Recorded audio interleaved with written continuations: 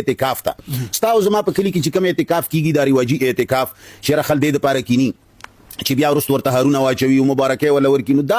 دا خو نه دین دی او نه دنیا ده دا خو اسې ځان شرموي دا خو نه په قرآن کې شته نه په سنت کې شته نه چې کوم ته یو کتاب چېرته لیکلي دي چې رخل دې بیا هارونه ور واچوي خلک دې دا وکړي البته زه به تعالی په اعتکاف قرآني باندې خبره وکړم دا کوم اعتکاف چې زموږ په جوماتونو کې کیږي دا قرآن نه دی ذکر کړی دا په روایاتو کې راغلی دی او روایاتو کې ما تاسو ته وویل چې د قرآن هر هغه آیت چې د هغې نه کافر ته خطر وه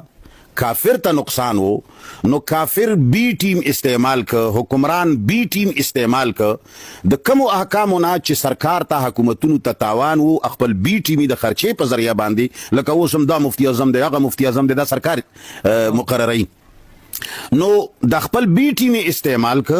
او د قرآن هغو آیتونو کې چې کوم پاور وو قرآن په آیتونو کې چې کومو آیتونو کې د اټم بم نه زیات طاقت وو او هغې نه هوا وایسته نو اعتکاف نه په جمعات کې 10 ورځې کېناستل او په هغې کې الله کول په دې باندې نه امریکې ته تاوان رسي نه د دې ملک ظالم حکمران ته تاوان رسي که دا ټول ملک زمونږ حکمران تباه کي په دې اعتکاف هغه ته هیڅ نقصان نه رسي دا زمکي اعتکاف دی اوس آسماني اعتکاف چې قرآن ذکر کړی دی هغه تعالی بیانوم عکف اعتکاف وتلی دی د عکفه نه عکفہ ویلے کیگی کسی چیز کو روکنا یا کسی چیز سے رکنا د عکوف معنی دا لکتا خیال کړی وي چې قرآن کې آیاتونه راځي دا به زه وروستو ذکر کومه ورپسې را روان یم چې وانتم عاکفون فی المساجد په جومات کې دننه حصارېدلو ته عکوف وایي خو د څه دپاره دی دا د دې قرآن مقصد څه ذکر کړی دی نو اول معنی مې درته وکړه چې بنیادي معنی د عکوف چې دی اعتکاف چې عکفه نه وتلی دې کې اصلي ټکي درې وي دا نور خو بیا بابونو د وجې نه وړاندې رستو کومنګه عین کافه کسی چیز سے رکنا یا کسی چیز کو روکنا او بله معنی دویمه د دې دا ده چې د دې په پیور کې جوړه شوې ده معنی خو طریقې سره جوړیږي کله چې یو سړی لالونه او جواهرات منتشر کیږي پریوزی زمکه باندې پریوزی ورکیږي نو هغه خلک په تار کې وپیری دا تار کې څه دپاره پیری دا او ایثار کړی شي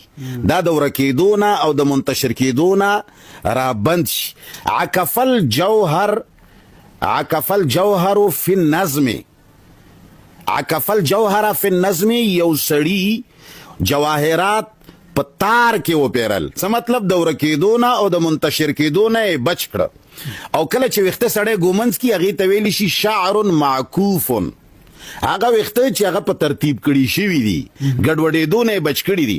نو همدارنګې عاکف چې دی دا د سرکار یوه ډیوټي ده د اسلامی سرکار دا هغه گروپ دی د امر بالمعروف او د نهی عن المنکر چې دا به په یو ځای کې ناست وي او د قوم او د ملک معاملات به درست کوي لکه اسټبلیشمنٹ چې د انګریز دپاره او د غیر الله دپاره کار کوي امام راغب زمونږ یو ډېر لوی عالم تیر شوی دی هغه د مفردات القرآن لیکلی دی امام راغب وایي عکوف شکم دے وہی تعظیماً کسی شے کی طرف بڑھنا اور اس سے مسلسل وابستہ رہنا عکوف لے کیگی یو شی تا ور وړاندې کېدل او یو شی سره وابسته کېدل عکف القوم حوله د پلانی سړي غیر چاپیر قوم ګیره واچوله یعنی دا سړی را ایثار که چې چېرته لاړ نشي عکف القوم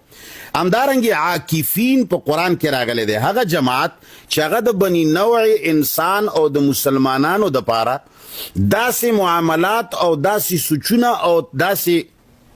تدبیرونه جوړوي چې د بني نوع انسان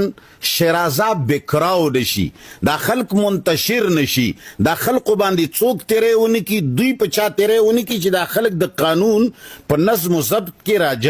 راګیر وي قرآن وایي فَأَتَوْا عَلَىٰ قَوْمٍ يَعْكُفُونَ عَلَىٰ أَصْنَامٍ لَهُمْ اغوی په یو داسې قوم باندې راغو چې اغوی د خپل بت د پاره د خلق را ایثار کړي وو یو بت د پاره ناست وو ټول خلک یې د هغه بت د عبادت د پاره منظم کړي وو اصنام لهم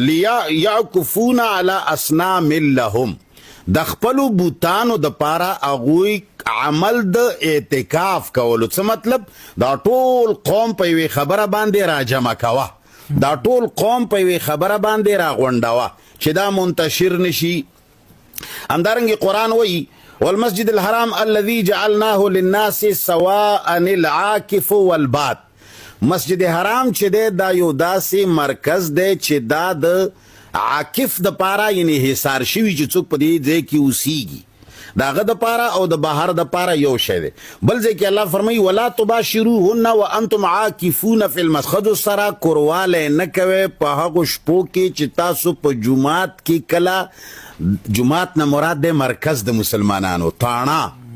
د مسلمانانو په مرکز کې چې کله تاسو ناس په او خبرې اهمي وي او تاسو د خلکو شرازه بچ کوي او میټینګونه روان یو عاکفون تم روکے ہوئے ہو مساجد کې اندر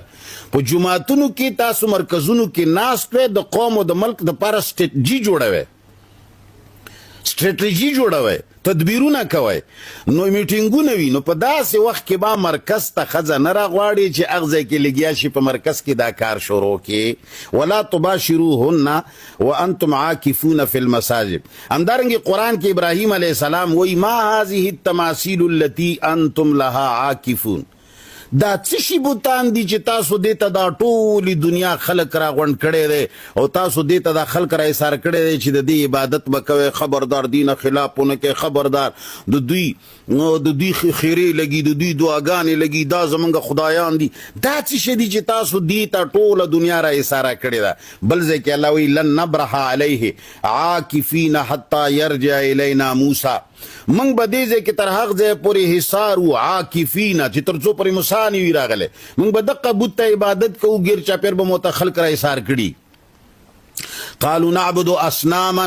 فنزل لها عاکفین. منگ با بندگی و غلامی دغو بوتانو کو او ہمیشہ با دے د پارا تدبیر جوڑو چی دا خلق ورطرا غنڈ کو چی دے بوتانو نچوک لکوس چی زمنگ دا ٹپوس ماما کل کل خلقو تی چی سیرتون لبسے زیرتون لبسے کنه سے دا عاکف ته دا خلق را غونډوي شرک طرف ته او د کفر طرف ته. والهدی معکوف معکوف هغه هدی او حق ساروی ته وی چې هغه را ایثار کړي شوی. نو بهر حال ما خبره کوله عکف اعتکاف لیکيږي هر هغه ګروه د مسلمانان چې هغوی په مراکزو د اسلام کې را غونډوي نو هغوی به کله کله د شپې د پاره هم دا میټینګونه چې کله حالات خراب وي هغوی به د تمام مسلمانانو د پاره سوچ کوي غور به کوي چې دا څه ګناه او څه غلطي شوې ده چې دا قوم په تباهۍ باندې تباه شو دا قوم کې قانون نه راځي دا قوم کې قرآن نه راځي عمل نه راځي زنا زیاته ده سودخوري زیاته ده شراب خوري زیاته ده. یو ګروپ به وي یو اسټبلشمنټ به وي یو امر بالمعروف لویه عهده به وي هغه خلک به د شپې او د ورځې تدبیرونه کوي چې دا قوم شرازه بکراو نشي او دین ورور صرف د 10 ورځو د 40 ورځو الله الله سبحان الله جوړ ک وی چې رسول الله صلی الله علیه وسلم دا فرمایلی دي. بس پیغمبر علیه الصلوۃ والسلام خو ډیر لوی نامه ده ډیر لوی شخصیت ته نو چې کومه خبره ته ځان نه جوړه کې هغه پسې ولي کې نو خلکو چې د قران بم دغه معنی نو حقیقت کې دا دی ته ویل کی.